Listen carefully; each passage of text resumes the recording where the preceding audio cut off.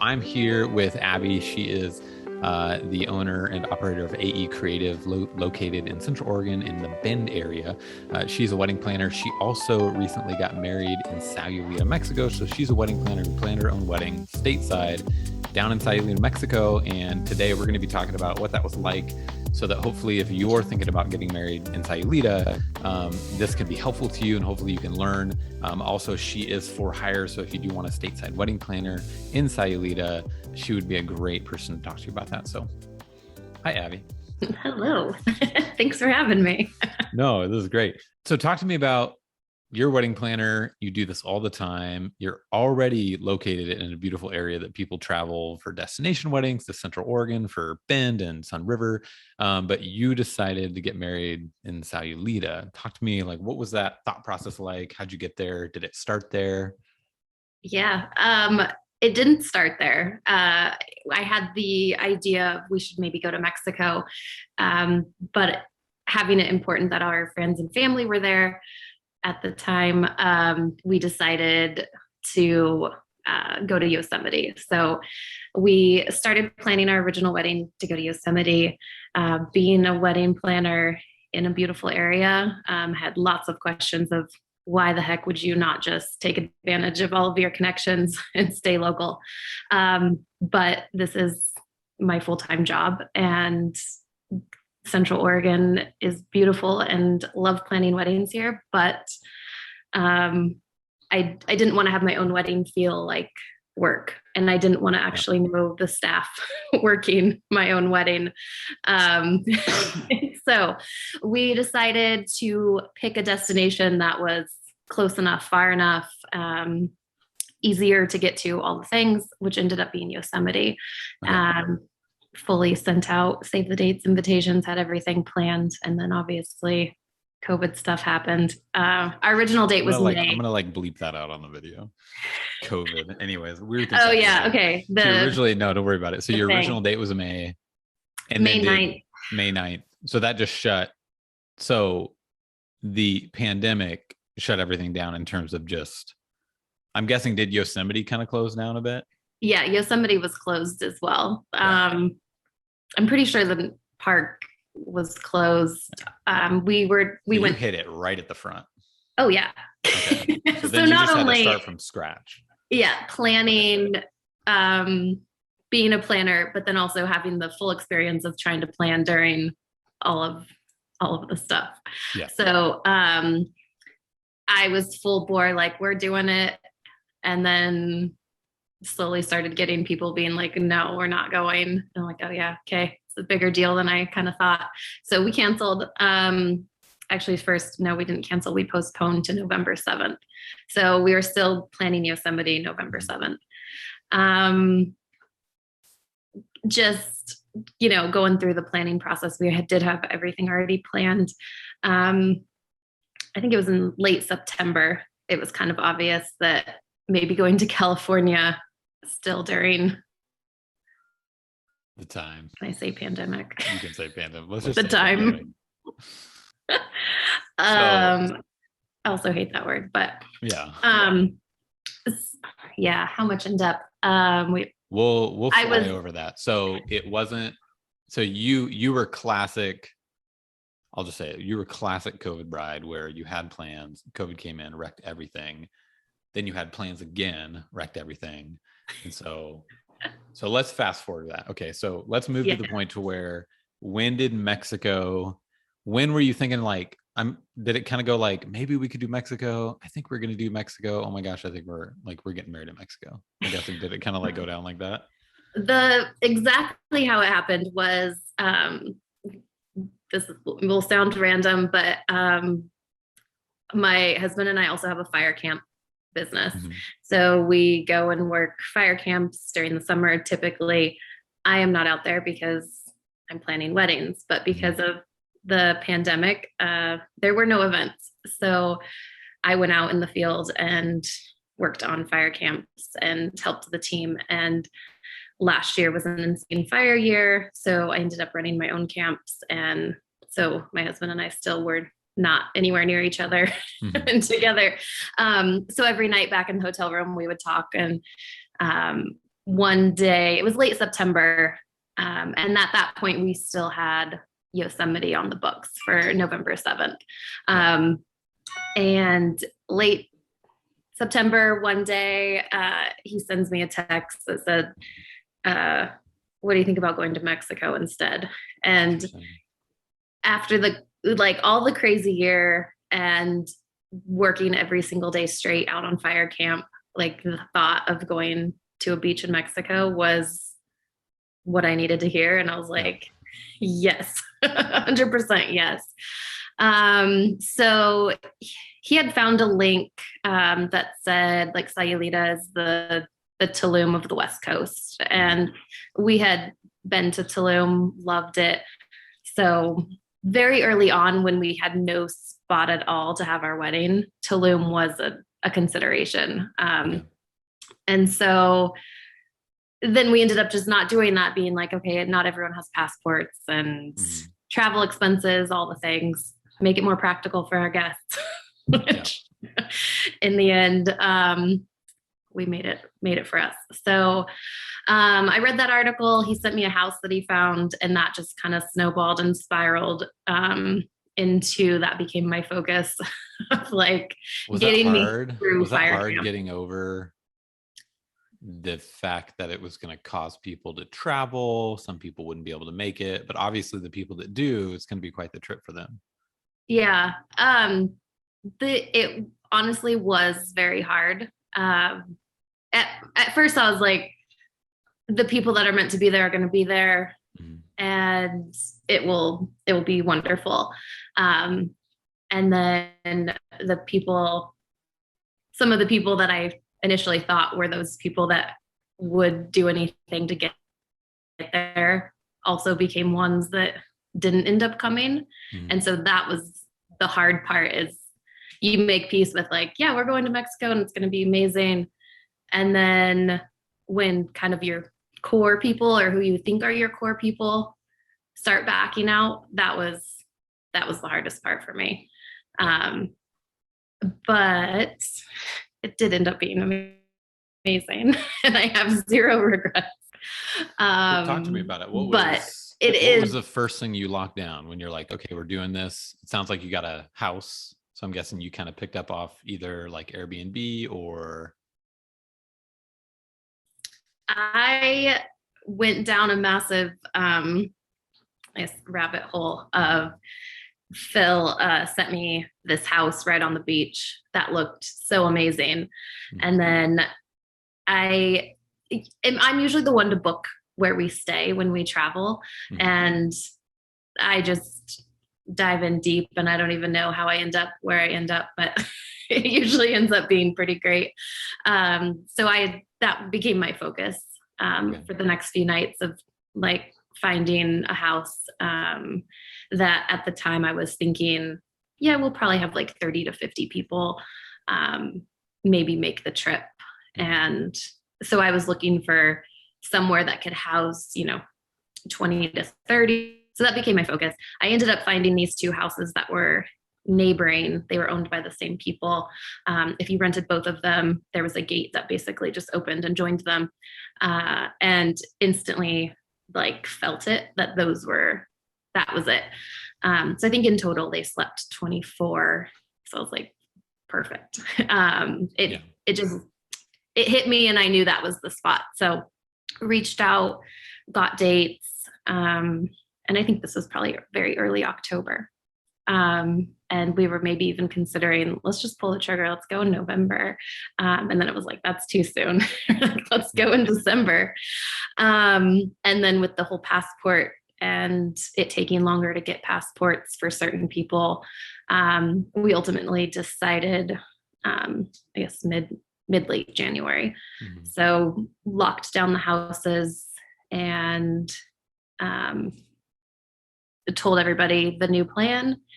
And we had our photographer, videographer, and my good friend that's an amazing chef and baker, all like 100% sounds great, we'll be there. So it was pretty great to get that excitement. from kind of some core people that we wanted. So at this point, you didn't go after a venue down there. You didn't go after like Don Pedro's or anything like that. You found two houses side by side that housed 25 each. Total. I think it Total. was 24 total. And then there was a casita that it slept 3. So between the two houses, we had 21 beds. The casita slept 3. We ended up not securing the casita, which turned into an okay thing because we didn't have that many people traveling anyway. And then just to catch it up too, you had a photographer, a videographer, and then you had your own chef who you were confident in that they could fly down there. They would source all their own food and do all the cooking for you guys. Yeah. Okay. So originally, her name's Nicole. She was doing our food in Yosemite. She was driving to Yosemite. She was going to do our food. And so then when we switched, I didn't want her to have to do wedding day food. But I was like, yeah, can you come and do desserts or something? She's also a good friend. So it wasn't like I would say really bringing down my own private chef. Yes. Okay. Even though it sounds cooler to say your wedding, yes, your wedding's unique because you just have all these connections already. And so Yeah. And honestly, like the people, those people that came and traveled were like, are already travelers, like going to Mexico and baking, filming, photographing, taking gear. Like none of that was a new thing. Yeah. So we already felt like it was a great core of we would travel well together kind of thing. So, so initially when I booked the two houses, I was thinking this will just kind of be home base and we can do other events at these houses. But I was thinking, knowing how much work weddings are, I didn't want to have to necessarily work my own wedding. Yeah. And this is still when we were thinking we were probably, going to have 30 to 40 people. I wanted to hire out and choose a location that we could show up and leave and not have to set up, clean up, all of the things that I know go into pulling off a successful day. So I ended up finding this beach location right in Sayulita that after so much back and forth and then our guest count dwindling to meet their minimums, it just kept not feeling like a good fit. They had minimums in place, which I absolutely understand. But we chose to get married on a Tuesday so that guests could, leave on a Saturday, arrive on a Saturday and not have a weird work week kind of thing.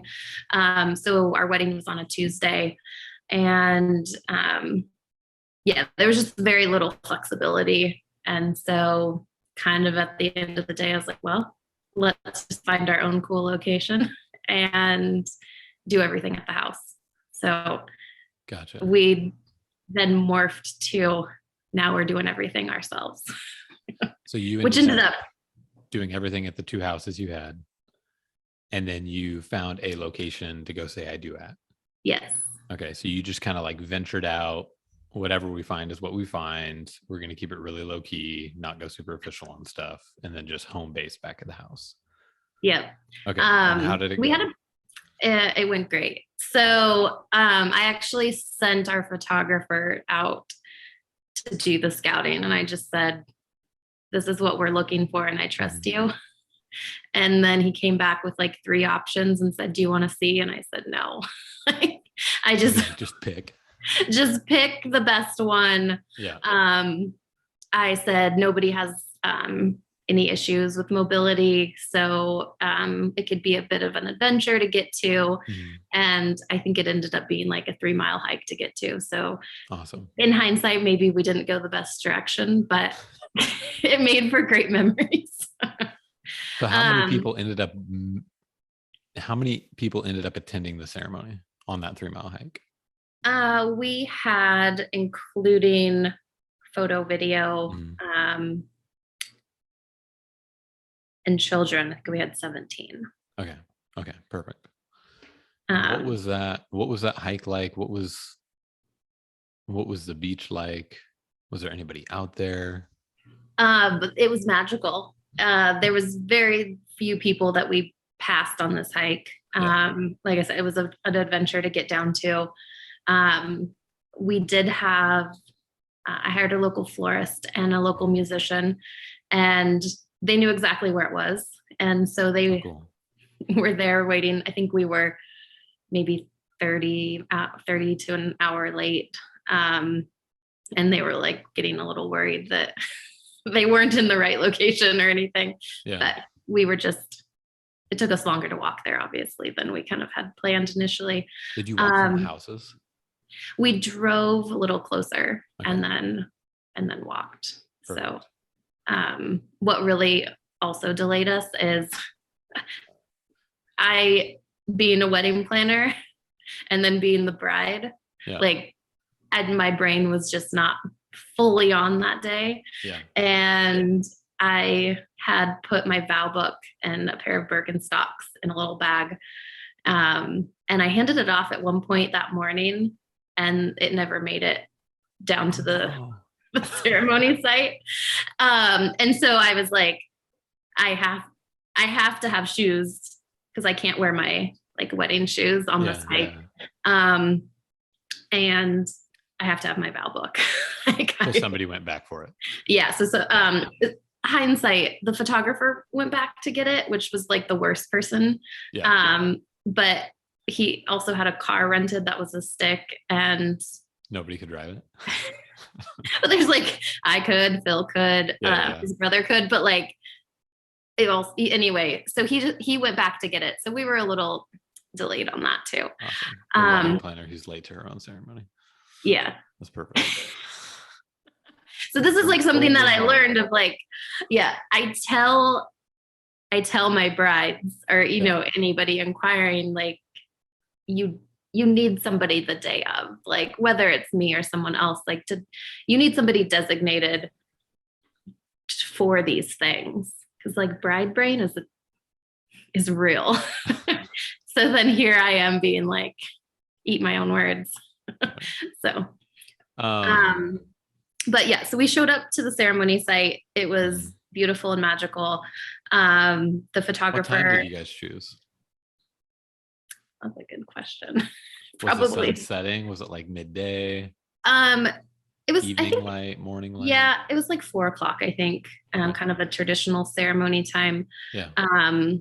But also in hindsight, what I learned was we wanted so much more time down on the beach than, because it was getting dark, and so knowing that we had to hike out, we couldn't stay and do all of the sunset that we would have liked and wished and things. But Yeah.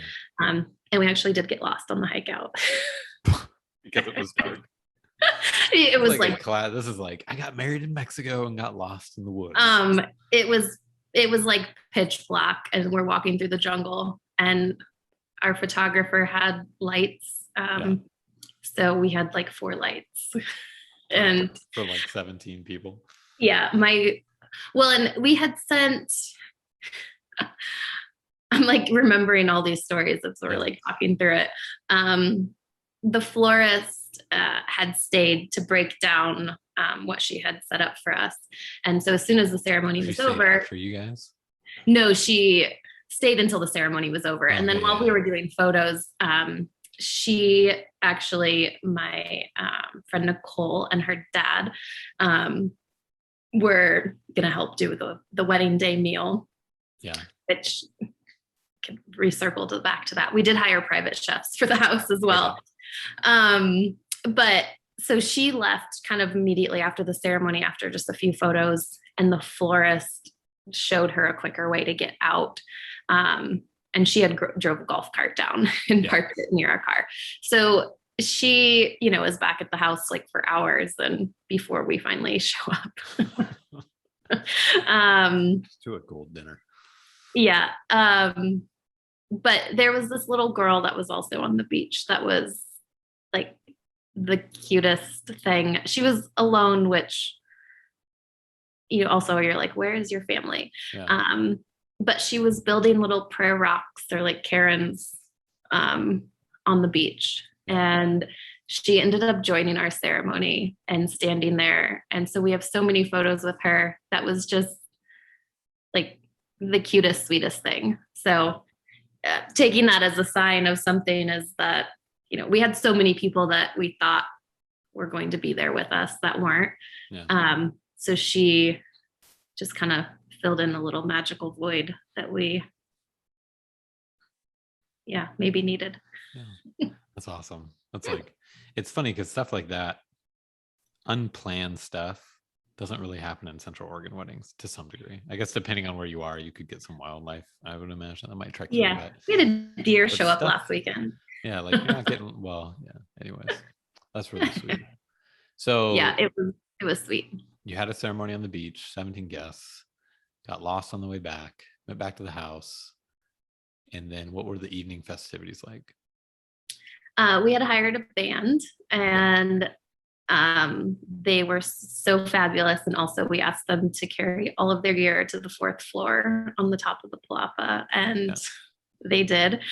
Also, we clearly were not there when they were showing up. So when I got back to Wi-Fi, I was thankfully one of the chefs was there that could let them in because otherwise we might have not had a band. Again, hiring somebody so that can be there in 3 places at once to like make sure your plans go as planned. So when we got back to the house, everyone was pretty tired. But this was also at the end of like, we had done so many together events and, lots of partying and just celebrating being there together, that come wedding day and after, our 3-mile hike, we were maybe a little worn out. So we sat down for dinner. And so a little backstory about dinners. Phil and his brothers did a fishing trip a couple days prior. Phil's birthday was January 17th, and then our wedding date was January 19th. So on the 17th morning, him and his brothers went out fishing and caught a ton of fish. So Nicole cooked fresh birthday dinner with all this fresh fish on the 17th. And then we had leftovers that we kind of just continued to eat. So wedding day, my original plan was not to have her cook the wedding meal, but we had so much leftover fish and she had already been cooking and preparing it that we were like, okay, you just do the fish tacos. And then we had 2 other chefs that we had used for a few other meals come in and do ceviche and guacamole and I'm like, what else did they just to round out the meal. So that was really wonderful. So essentially your wedding meal was fresh fish that your now husband caught 2-3 days before. That's awesome. It's cool. Again, that doesn't things that just don't normally happen in the weddings that we attend here in the West Coast. No, it was just I don't know, magical. Like like a word that describes the feeling of being there surrounded by core people and just experiencing these moments together was just like pure magic. Like it was so special. So we had a very, intimate dinner. We went around the table. Everybody said something, a toast, or a speech or whatever they wanted to say. And then we went over and we did a first dance. The band was so sweet. I hired this band like 3 days prior also. I'm like the worst wedding planner for myself. Maybe we should, but I had followed them. I had found them on Instagram and I Okay. started following them, and they were playing a show the first night that we arrived. And of course, things Just take way. somewhere down in Sayulita. Yep, yeah. Yeah. Um, and so things take longer than you originally planned for and all the things. So by the time we got to the house and also soaked in like, oh my gosh, this is where we are. We want to like check Mhm. out the pool, all the things. And I was like, you guys, we gotta go. Um, so we literally got get down to hear this band for like their last 30 seconds of their last song. It was Yeah. they were done. And so I was like, "Ah, well, that's a bummer, but ended up going up and talking to them. They were available. I was like, what are you doing Tuesday night? So we hired them to come, and they were so nice. And I sent them our song, and they did their best to learn it within like maybe not even 24 hours. Yeah. So we had a first dance, they sang, and we ended up, we call it partying with the pugs until I think it was like 2 a.m. The band name was Pugs. And I have a pug. So I was like, there was just so many things. I was like, it was meant to be. Yeah. And so that concludes the night. You guys just kind of dance away and drift into the stars. Basically. I think we might have, there was a hot tub too. I think we might have gotten in the hot tub. I don't know. Yeah. It was a long day. Yeah. It was just perfect. Not everything obviously when it's planned. But at the end it was really refreshing and what we needed, and it was perfect. So we had a great time. Awesome. Oh, we did have churros for dessert. Fresh churros. Yes. I did one there and they had fresh churros. It was delicious. Yeah. Back to my friend Nicole, she made us I guess like wedding morning brunch, and she brought with her croissants and bagels, and then got fresh everything once she was there, and it was spectacular. And then she also, like a styled shoot kind of thing, made us a fake wedding cake there. And she adorned it with detailing that matched like my custom jewelry that I had made. And so we had that. It was like a 5-tier, so ridiculous for like 15 people to eat. But it was fake? It was, yes. Why do a fake cake? What? Just why do a fake cake? Just for the photos and the decor and the styling of it all? The styling, the photos, yeah, So all she of ends it. up with something really cool. You have some photos to remember. Okay. Yeah. Fake cakes, I think, are pretty common for styled shoots to not like waste product. With the logistics of her traveling. Oh, and also our house didn't have an oven. And so there's that. So she literally cooked bagels and croissants on a charcoal barbecuer. And honestly, we were like, oh my gosh, that sucks. How's this going to work out? Because the casita had the oven. And so in my head, I was like, our house had an oven. I read it, but it was the casita, which we didn't end up booking, had the oven. Yeah. So we ended up little things. But like one of my core values for my business is resourcefulness. And I mean, morning of, we're like, okay, well, how are we cooking croissants? So go get lighter fluid and briquettes and fire up the grill, and honestly, croissants and bagels on a charcoal on barbecue grill should be a new thing because it was spectacular. So yeah, Nicole was gonna cook fresh churros, but ended up just buying them local, which I would highly recommend. Yeah, they were fabulous.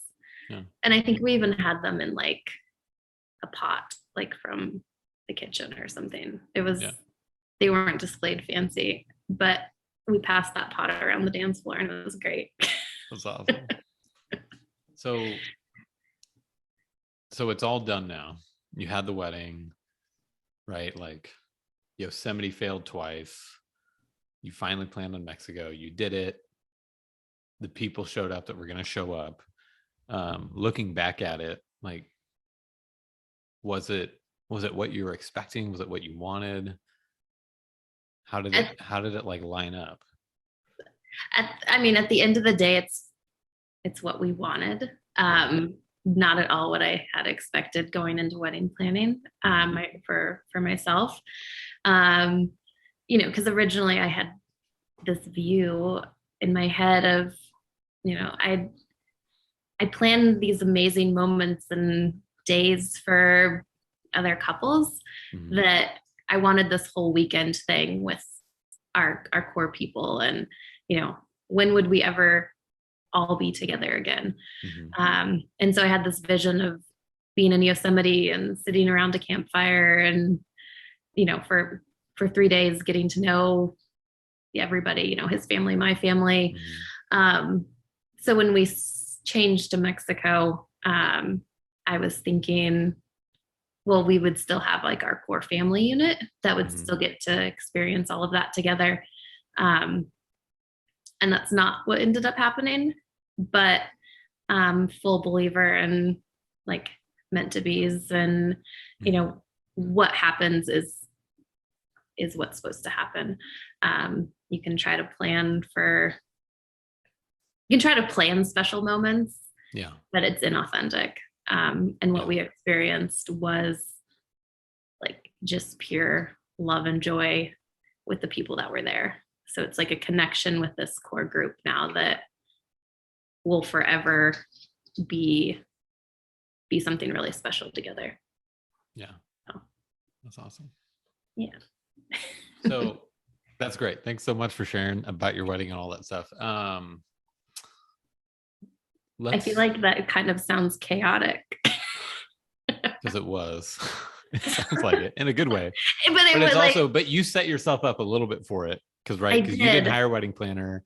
You were trying to double dip. So yep. Well, in my like semi defense is I thought that a couple gals from my team were gonna come. Yeah. But they also ended up being some people that couldn't make it.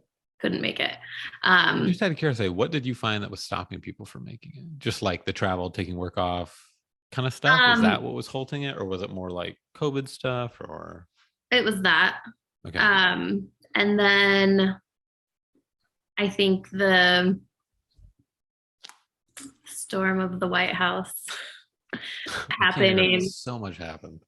Like, and then, well, they're gonna like the whole government's gonna be shut down, and we're not gonna be able to get back in the country, and which on it like literally was never a concern of mine.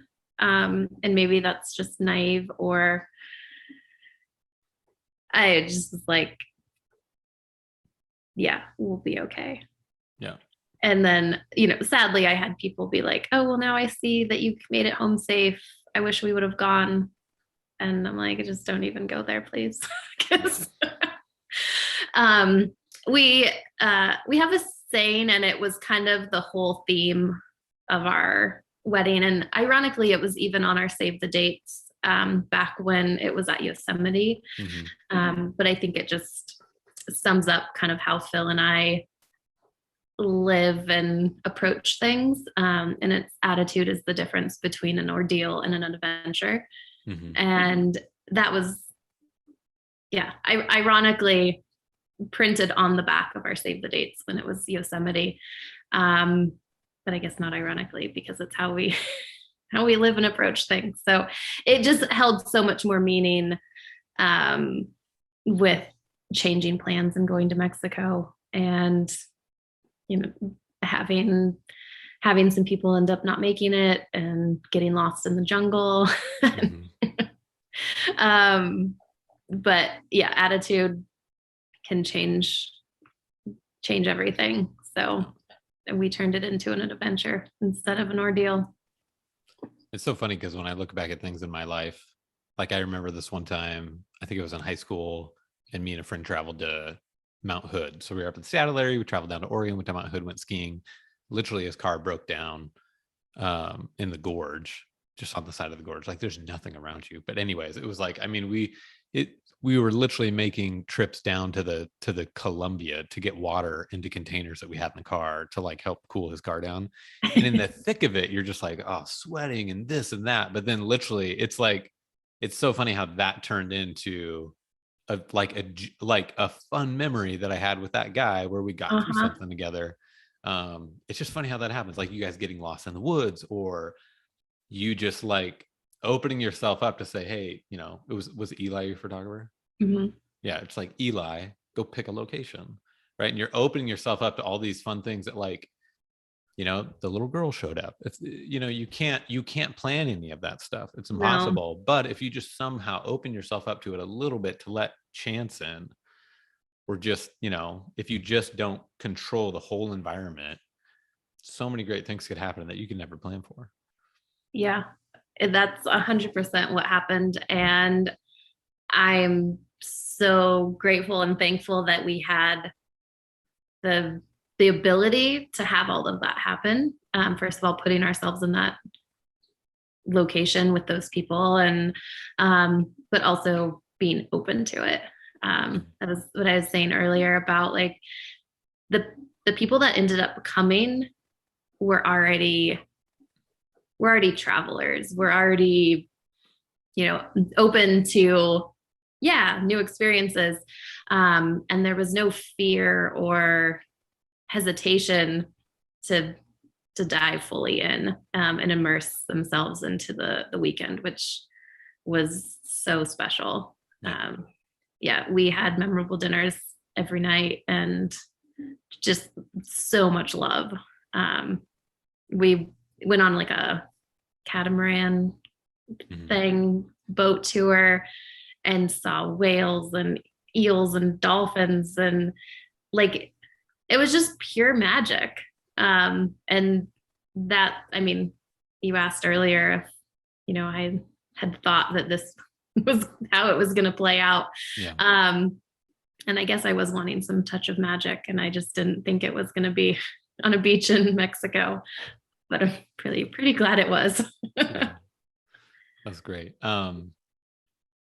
Let's change topics now and more. So now we're going to take off let's put on the hat of your wedding planner, which you are obviously, and let's talk about if somebody's thinking about getting married there, we're going to make it up. We're going to see if you can do it. Can you give me, let's pick a number of tips. Okay. So it's like, could we do 10 tips or 5 tips of like, hey, if you're thinking about getting married in Mexico, here are 5 things to think about. What number do you want to go for? Oh, okay. I'm putting you on the spot for it. I know. I'm like, oh, I'm a good resourceful. And then I'm like, don't put me on the spot. Let's do 5. Let's do 5. Maybe we'll overshoot it. Okay. So okay. What's one thing? It's like, okay, you're like, okay, great. If you're thinking about planning your wedding in Mexico, you're stateside. First things first, do X. Do a little bit of research. That sounds horrible. But like, what should they be thinking about? Should they be thinking, because like I talk with couples when they're thinking about this, and things they're thinking about right off the bat are, how many guests can we have? What kind of places can accommodate? What financially would we need to put together if we wanted to have 50 guests? Should we do midweek? Should we not do midweek? How do we source resources down there, like florists, caterings? You know, like, do we do what you guys did where we, you know, get 2-3 houses, one really big house? Do we let people disperse? Do people get cars? Do they get golf carts? Like, what are your thoughts? Just like, if you just had to ramble off some things, like if you're thinking about Mexico, here are things you need to think about. Yeah. And what you just said, I think would overwhelm. Yeah, it is. I talked to them. They're overwhelmed. They're overwhelmed. And I think genuinely, because being a planner, that none of that scared me or like intimidated me. And so that's where I'm like coming in at as it. I was the bride, but also I plan events for a living. So those logistical details were something that I knew I could just handle. So I'm trying to put myself in a brain of like, I have no logistical planning background. where do I begin?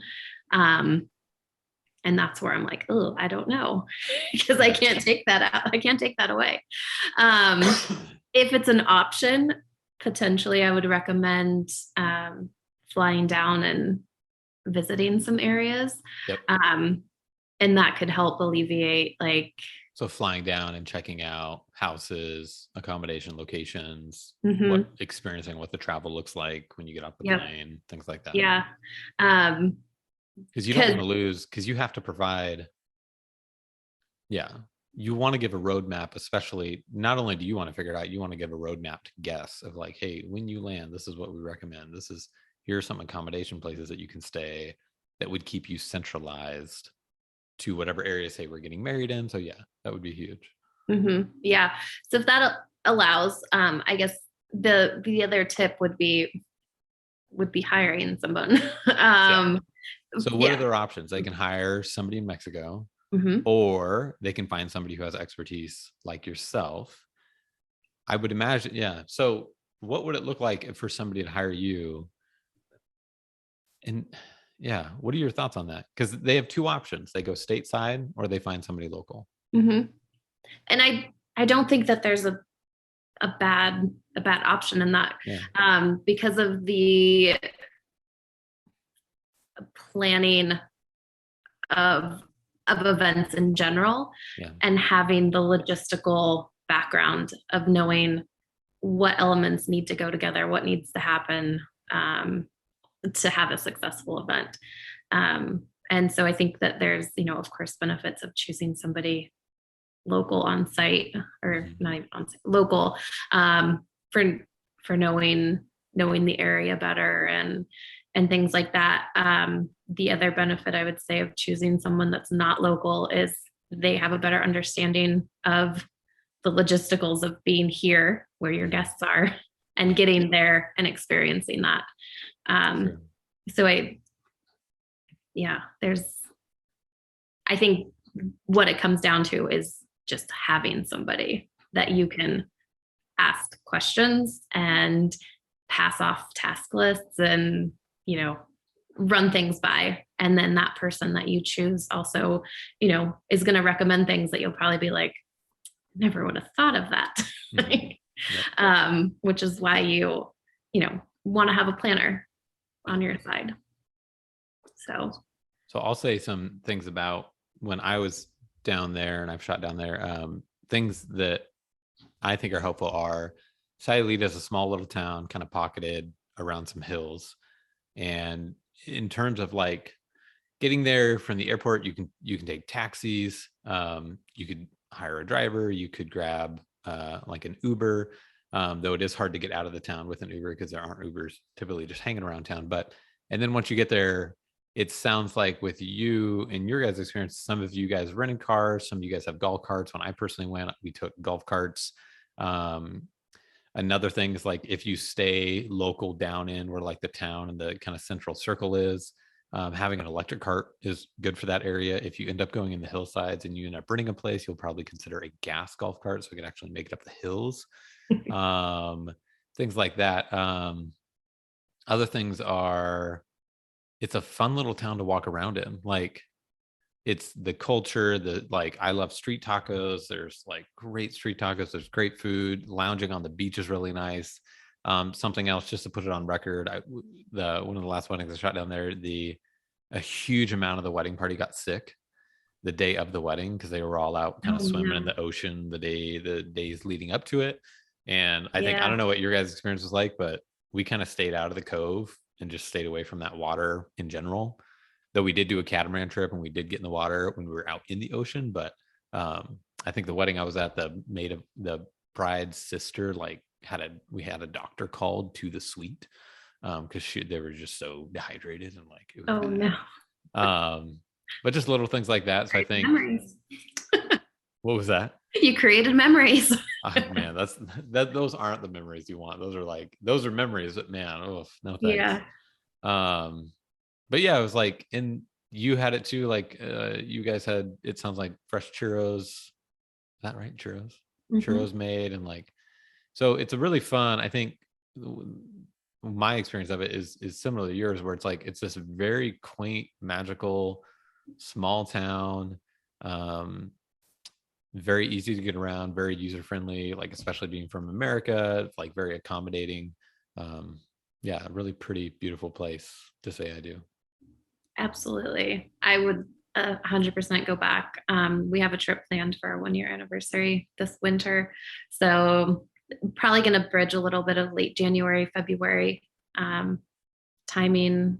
Yeah, I couldn't ask for a better time. And I'm really looking forward to going back and re-going to our ceremony site and doing that long hike, and probably won't feel as long not in a wedding dress and and hair and makeup and all the things. But yeah, I think planning weddings, say stateside, planning weddings in Central Oregon, and now having the experience of planning a wedding in Mexico, I don't think that there's necessarily a wrong answer, but they're very different. And I think ultimately it comes down to being with the core people that you love and, marrying the person that you love. That's the goal of why you're choosing to get married. So the location really just enhances that. But you could get married in your backyard and still at the end of the day be married. But yeah, choosing a location that you can spend quality time with loved ones and make all those memories and connections is pretty special. And Sayulita will forever hold that and be special for us. So 100% recommend it. I think something to say about that too, because you guys went there and you ended up having less people than you thought you would. It's almost like, I think in a perfect world, I'd love to have two weddings, the 300 person guest wedding and then like the 20 person wedding, because I want to see all those people, but at the same time, I want to have it feels more right to do something more intimate like that in an extended period of time, because then to spend that many days with those people, like when you kind of mentioned this earlier, and just in general about weddings, it's like, when are you ever going to have all these people together again? Like, I hate to say it, like, unless somebody else in your family's getting married and they have similar circles, it's like the next time will be your funeral and you won't really be attending that one. Like, yeah, you're not there. Yeah, you're kind of there, but someone's not there. Yeah. So for you to have that experience with like 17 friends, just like in a house, relaxing, having a town at your fingertips, like. And that 17 included my 1-year-old niece and my 4-year-old niece. Yeah. What a time for them. Oh yeah, they were the cutest flower girls, and just had so much fun hanging out in the pool and the ocean, and troopers, man. It was great. It was really, really, really wonderful. I feel like we've covered everything we can from this now. Is there anything that you want to add or that you think might be helpful? Or just do some research and reach out to someone for advice. Abby, what's your email address if they just want to email you? Right, they're watching this like, I'm going to talk to Abby. It is hello, HELLO at ae-creative.com. Hello at ae-creative.com. Perfect. Cool. Thanks so much, Abby. I'm excited that you got married in Mexico. It was super fun that we were able to talk about it, and I know couples will be helped by it as they're thinking about doing the same thing that you did. So I appreciate you taking the time and hopping on this video call with me, and I'll probably see you again either in Mexico at our next wedding together in Central Oregon. I am looking forward to it. Thanks, Greg.